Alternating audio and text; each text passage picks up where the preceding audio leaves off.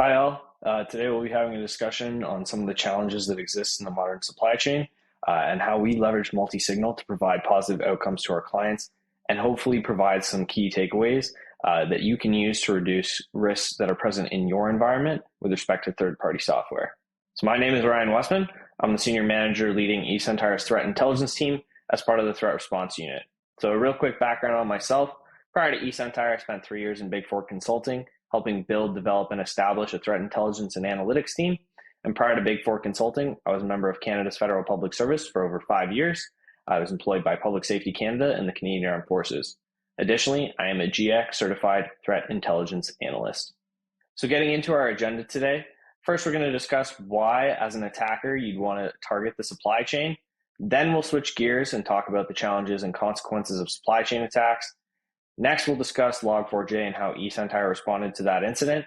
And after discussing Log4j, we'll make some suggestions around minimizing supply chain risk and what you can do to better protect your organization.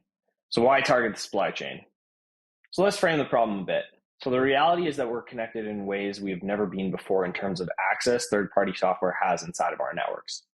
It's a good thing for efficiencies, but challenging from a security perspective. Most organizations have to outsource IT functions in order to scale their operations effectively. And what that means is that your control over risk is being transferred into the hands of your vendors. You still have to protect your network and keep that reality in mind when considering your attack surface. As a result of these realities, the big picture question you need to be asking yourself and your teams is, where is my data and how am I able to protect it while it's in someone else's hands? So now that we've framed the problem, let's talk at a high level why a threat actor is interested in targeting the supply chain. So for starters, there's been an exponential rise in the targeting of supply chain by some metrics over 300% in 2021 compared to 2020. That's occurring largely because of 3 reasons. So stealth, scalability, and privileged access. So when we talk about stealth, we're talking about the ability for threat actors to bypass security controls using the privileged access, application exclusions, and zero-day exploits that have been found in the supply chain software. Notable events like SolarWinds should come to mind. When we talk about scalability, from an attacker's perspective, I always consider them to think like economists. What is the most efficient use of my time? Do I target 50 companies, or do I attack one company that has access to 50 companies? And the answer is pretty obvious given the statistics I mentioned earlier. Finally, privileged supply chain customers normally rely on their vendors' management software for business operations. If a zero-day is discovered in those platforms and threat actors weaponize it, then the results can be devastating for downstream customers. Kaseya VSA is another notable incident that probably comes to mind for some of you. So when we talk about scalability from an attacker's perspective, I always consider them to think like economists. What is the most efficient use of my time? Do I target 50 companies, or do I attack one company that has access to 50 companies? The answer is pretty obvious given the statistics I mentioned earlier. Finally, privileged supply chain customers normally rely on their vendors' management software for business operations. If a zero-day is discovered in those platforms and threat actors weaponize it, then the results can be devastating for downstream customers. Kaseya's VSA is another notable incident that probably comes to mind for some of you. Which segues nicely into our next slide. Why are managed service providers and their associated software typically high-value targets for bad guys? So a bit of an analog analogy, but think of the classic trope of stealing the janitor's key ring. The reason you'd go after the janitor's key ring is because they have all the keys for the building on that key ring. By targeting the janitor or an MSP and their software, you're able to open many more doors than targeting an individual organization. Going back to my previous analogy, think of the economy of effort. Ultimately, a single intrusion can pay dividends for an individual threat actor or group. The most common attack paths we've observed as of late are threat actors targeting MSPs, then using that trusted access to gain downstream access into MSP's clients' networks through stolen credentials, or threat actors will inject code into trusted software, as was the case in the SolarWinds Orion series of attacks. In addition to targeting managed service providers directly, threat actors will also directly target software used to remotely manage networks, things like VPNs and remote monitoring and management software. So what are your peers saying about the risks supply chains pose? eSentire and Spiceworks conducted a survey, and we discovered that 44% of our respondents had experienced some kind of third-party data breach in the past year, which helps give further perspective on the magnitude of the problem. Along with that 44% figure, 60% of organizations surveyed have a formalized third-party data policy in place, which is not bad. However, if we dig into that statistic a bit more, we start to feel a bit uneasy, as 81% feel that their policy is effective, but only 15% believe that it is completely effective.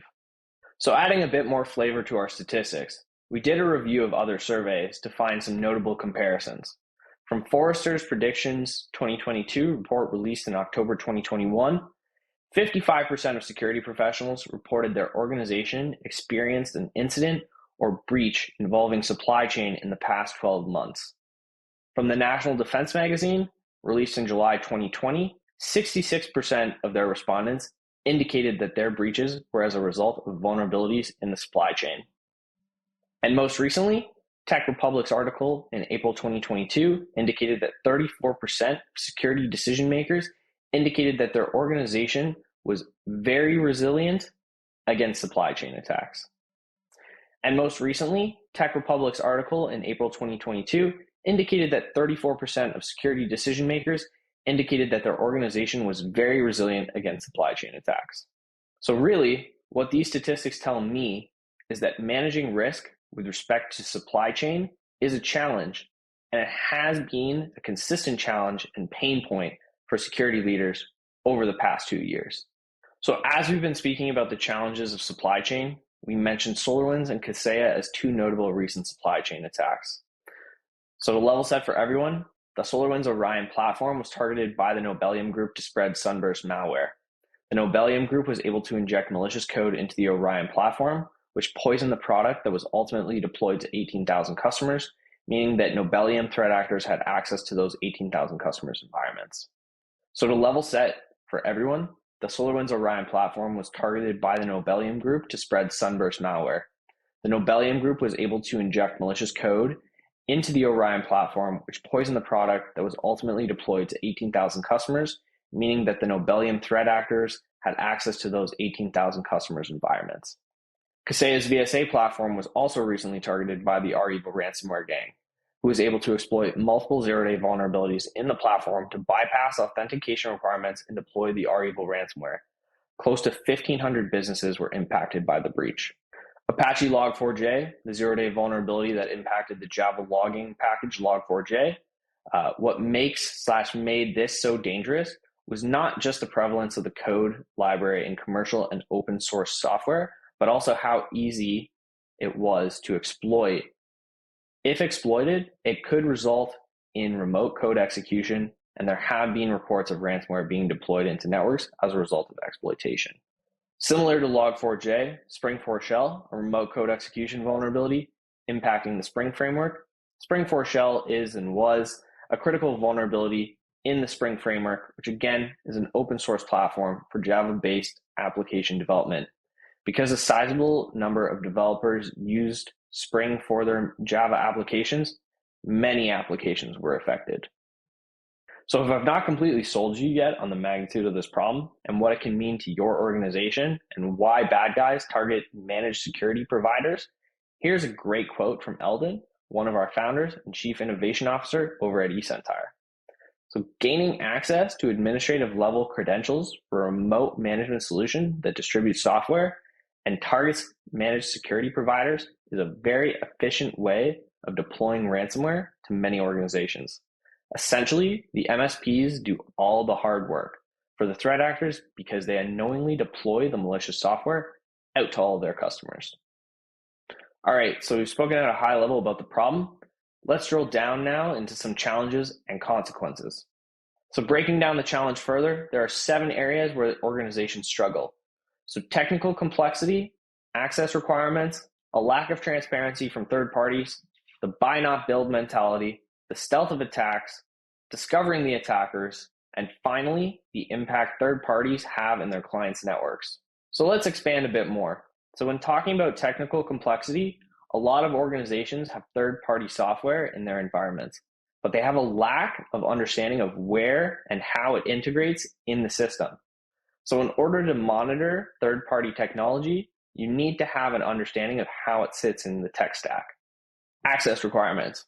So depending on the sector, there may be a requirement for your business to integrate your services or products with your partners or provide access to your system through customers, patients, and legal authorities that you serve.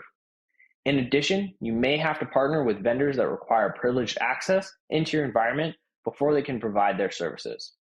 Breaking down lack of transparency, there are certain situations where your organization may not have access or the ability to review the third-party code that you'll need to use, which can leave your team unaware of how secure the code is. When talking about the buy not build mentality, in some cases, it's more cost-effective for your organization to purchase technology as opposed to spending time and resources on building said technology. When doing that, your organization is potentially opening itself up to the risk of supply chain attack. Shifting gears a bit into the tactics and techniques, the stealth of these attacks. So for the most part, the initial stage of a supply chain attack is undetectable, given the trust placed in third-party partners. Two examples I've already mentioned are Kaseya and SolarWinds. Building off this point is the discoverability. So for the most part, it's challenging to discover the bad guys in these attacks until some malicious activity has already taken place, which is why it is so important to work with organizations that have deep detection libraries. Taking a slight tangent, I like to think of networks as hallways with a variety of doors. Inside of the hallway, we place lots of traps. For the most part, the hallway is a static hallway. However, a zero-day or a third party creates a new door into that hallway. By having traps throughout the hallway or detections, you reduce the likelihood of these attacks having a significant impact on your business. So that brings me back to impact. Many customers of software supply chain vendors lack an appreciation of the extent of access that they have into their networks. For example, some security products require domain administrative privileges, which cyber criminals can easily leverage. In addition, there are occasions where supply chain software is configured with more privilege than is required. So now that we have a decent handle on the problem, let's talk about some of the consequences in a bit more detail, or what you might call the four horsemen of a supply chain attack. Victim/attack vector, fines, diminished brand reputation, and ransomware. So starting off with being a victim and a vector in a supply chain attack. Regardless of the size of your organization or industry, it's becoming increasingly easy for attackers to make you both a victim and an avenue for an attacker to laterally move into your own customer's network. So not only can your organization be a victim and an attack vector, there are significant financial penalties if you are impacted by a supply chain attack, specifically data breach fines, which are dependent on the type of data that is compromised as dictated by compliance requirements. So for example, if your business needs to be PCI, HIPAA, or FedRAMP compliant, and you suffer a data breach that results in the loss of PII, PHI, or IP, then your organization could face a significant fine. Along with the financial penalty, there's also the impact to the brand. I know I continue to mention SolarWinds, but it serves as a great case study. Shortly after the news of the breach, the share prices dropped nearly 40% from $24 to $14. Loss of trust is hard to quantify, but that data point can help serve as a bit of a guidepost in understanding the financial impact of customers losing trust in your organization. Not only will you lose revenue, you will also likely see a share price and market cap drop. Finally, the dreaded ransomware deployment. So although supply chain attacks are often used to exfiltrate data or conduct espionage, there's also the possibility that you could experience a ransomware deployment, as was the case with the Kaseya VSA platform and REvil in July of 2021. So with that, we're going to shift gears again to discuss a real-world case study, Log4j. So to level set for everyone's benefit, in December 2021, security researchers released details and proof of concept exploit code for a remote code execution vulnerability impacting the Apache Log4j Java-based logging library. Successful exploitation of the vulnerability would allow a remote and unauthenticated threat actor to take control of systems with vulnerable versions of Apache Log4j. Shortly after the proof of concept was released, we observed scanning activity for the vulnerability, along with Cobalt Strike and crypto mining payloads attempting to target web servers. In addition, there were reports of Log4j exploitation resulting in ransomware deployments, as previously mentioned. So the threat intelligence team immediately took action, reviewing the proof of concept, which also kicked off our topic tracking process, which, to briefly expand on, every day members of the threat intelligence team review the past 24 hours, or collect, organize, and process internal information and review novel activity observed in the wild. From there, the team enters our daily meeting to have a discussion of the 3 most notable internal and external threats as a result of the collection. From there, the team decides on the most pressing issue of the day and begins topic tracking with respect to that threat. So given that we had eyes on the Log4j vulnerability on the evening of December 9th, we were actually ahead in our own processes, and before noon on December 10th, we released a security advisory on the vulnerability, discussing what we had done to mitigate the threat for our clients. And those actions being taking known attacker infrastructure and blocking them, conducting threat hunts across our client base, and as well, we had detections in place to catch exploits. So we went through this process a total of 3 times throughout the last weeks of December as new information and new subsequent vulnerabilities were identified that were associated with the initial Log4j exploit. So to reiterate, given that we had eyes on the Log4j vulnerability on the evening of December 9th, we were actually ahead in our own processes, and before noon on December 10th, we had released a security advisory on the vulnerability discussing what we had done to mitigate those threats. Those mitigations being taking known attacker infrastructure and blocking them, conducting threat hunts across the client base for indicators of compromise, and we had detections in place to catch the exploits. On December 13th, we deployed a new MDR log detection for all customers and sent an updated security advisory. To clarify a bit here for those looking at the timeline, as I mentioned earlier in the presentation, when I talked about visualizing networks as hallways, one of the benefits to a rich detection library is that we have plenty of traps to catch the bad guys. So when something like Log4j happens, it does raise alarm bells on our side, but we're very confident that one of our traps in the detection library will catch malicious activity prior to any serious impact to our customer base. So by December 14th, we had observed close to 140,000 exploit attempts across our customer base as a result of Log4j. We also engaged our managed vulnerability service team to proactively conduct ad hoc scans with the plugin specifically searching for Log4j's CVEs to rapidly identify, investigate, and prioritize those products patching in our clients' environments. And then in January, we hosted our threat intelligence briefing that we provide on a monthly basis to debrief our customers on the Log4j activity we observed, the evolved threat landscape as a result of Log4j, and what we had done to reduce our customers' risk to Log4j. Again, those being threat hunts and new detections and blocking infrastructure, and additional recommendations that our customers could do to reduce the risk on their end. So let's dig into the exploit attempts observed on our end. So these are screenshots of packet captures of Log4j exploit attempts. Our initial observations were that attackers were inserting strings to trigger remote code execution into various fields within HTTP headers. Threat actors were likely doing this as it was and is the quickest and most scalable way to exploit many hosts, given HTTP is a very common internet-facing protocol, and again, there was and is a high probability that these strings would be logged and processed by Log4j, which would trigger the exploit. So you'll see in the top screenshot, one exploit attempt in the HTTP authorization header, and in the second screenshot, you can see multiple obfuscation methods and input fields in a single request. Our initial observations were that attackers were inserting strings to trigger remote code execution into various fields within HTTP headers. Threat actors were likely doing this as it was and is the quickest and most scalable way to exploit many hosts, given HTTP is a very common internet-facing protocol. And again, there was and is a high probability that these strings would be logged and processed by Log4j, which would trigger the exploit. So you'll see in the top screenshot, one exploit attempt in the HTTP authorization header, and in the second screenshot, you'll see multiple obfuscation methods and input fields in a single request. I should also briefly mention that the Log4j exploit was, relatively speaking, incredibly straightforward to conduct. To give some perspective, Some of you may be familiar with online learning platforms.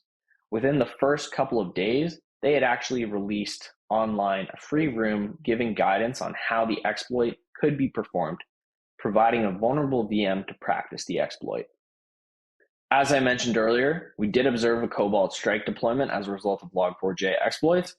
On December 14th, we responded to a successful exploit that resulted in a Cobalt Strike deployment on a customer's web server. Analysis of endpoint telemetry showed PowerShell spawning with an encoded command for executing shellcode containing a Cobalt Strike payload, which would call home to a bad IP. By pivoting on that bad IP, our analysts identified matching exploit strings in application logs for the server, which you can see in the top screenshot on this slide. The exploit strings are artifacts associated with this JNDI exploit kit or a similar variant. The tool is used to generate JNDI links for connecting back to the attacker's server, where commands and payloads can be executed. A list of the commands and payloads that can be executed can be seen in the second screenshot below the top screenshot. The JNDI exploit kit has basic command options that can be used to execute arbitrary encoded commands on the system once a successful JNDI callback is achieved, offering attackers flexibility in follow-on actions. A list of the commands and payloads that can be executed can be seen in the second screenshot below the top screenshot. The JNDI exploit kit has basic command options that can be used to execute arbitrary encoded commands on the system once a successful JNDI callback is achieved, offering attackers flexibility in follow-on actions. So to wrap up the case study, here's a bar chart showing the volume of exploits we observed from December 11th to the 16th. So to put it simply, it was a fun end to 2021 for our teams. We love stopping the bad guys, so anytime we get to do that, it's a bonus for all of us. I should also mention that if you'd like to read about this case study specifically, there is a blog post on this titled Ongoing Exploitation of the Log4j Vulnerabilities that can be found on the eSentire website in the blog section. All right, so shifting gears one more time, let's talk about some recommendations to minimize risk to the supply chain. We'll start off with some tactical recommendations. So starting off with the basics, ensure your organization has a response plan for a supply chain attack and be able to understand the impact if and when one does occur. In addition, ensure your organization is adhering to the principle of least privilege. Bonus points if you're doing user audits on a regular basis to ensure you minimize scope creep in terms of individuals' roles. Continuing on the theme of audits, ensure you're auditing third-party integrations with logs to ensure all systems are interacting only with the intended systems and associated accounts. And building off that, ensure that you are monitoring critical logs and test your detections to ensure that if something is amiss, it will be flagged. Continuing on the monitoring theme, ensure you have the ability to take actions if one of the detections does catch malicious activity. If the worst does happen, be able to disable accounts associated with third-party integration. So zooming out a bit, let's talk about some high-level strategic recommendations. So first off, every organization should be adopting and running a vulnerability management program. Plain and simple, you cannot protect your organization effectively if you do not actively work to reduce the vulnerabilities that exist in your network. The program should include continuous awareness of the threat landscape, so a team responsible for monitoring for emerging and novel threats, vulnerability scans to identify and prioritize machines that are most vulnerable, and then a team responsible for actually updating those vulnerable machines. First off, every organization should be adopting and running a vulnerability management program. Plain and simply, you cannot protect your organization effectively if you do not actively work to reduce the vulnerabilities that exist in your network. The program should include continuous awareness of the threat landscape, so a team responsible for monitoring for emerging and novel threats, vulnerability scans to identify and prioritize machines that are most vulnerable, and then a team responsible for actually updating those vulnerable machines. Second, you should be leveraging a threat hunting program that not only goes and searches for threats, but also creates detections and playbooks that are mapped to MITRE. Finally, that team should also be monitoring and adding indicators of compromise for malicious activity into a threat intelligence platform, and bonus points if you're taking incident data and enriching it to identify net new indicators of compromise. So let's talk about some lessons learned. As has been mentioned throughout this presentation, modern businesses are highly integrated and that means that IT functions are oftentimes outsourced in order to scale efficiently, especially for small and medium-sized businesses. Oftentimes, these outsourced solutions have remote administrative access, as we saw with Log4j. Understanding this and communicating this risk is important. Breaking down trust, but monitor. What we mean here is your vendor is just like you, meaning neither your network or theirs is 100% secure. You should have a threat model for understanding the risk and impact to your organization if your vendor was burned and their trusted relationship was abused to get into your network. By creating a threat model and monitoring the vendor access, you're able to manage the risk created by having third-party software in your environment. Finally, context is key. Adversaries like to dwell on networks for long periods of time in order to blend in. This allows them to understand your network and determine when, where, and how to strike in order to maximize their gains from their intrusion. By creating a baseline for normal activity, you're setting yourself up for success to identify anomalies and hopefully catch the bad guys. All right, so before we wrap, I'd like to point you in the direction of the joint Sumo eSentire report that we completed that goes into more detail about how to strengthen detection of software supply chain attacks. The report will pair nicely with our presentation today, so if you enjoyed this, and hopefully you did, and you'd like to learn more, please go download the report. So thank you for your attention today, and thank you to Sumo Logic for allowing us to share our knowledge today on this expansive topic. This concludes our talk. Feel free to reach out and connect if you have any follow-up questions. Thanks.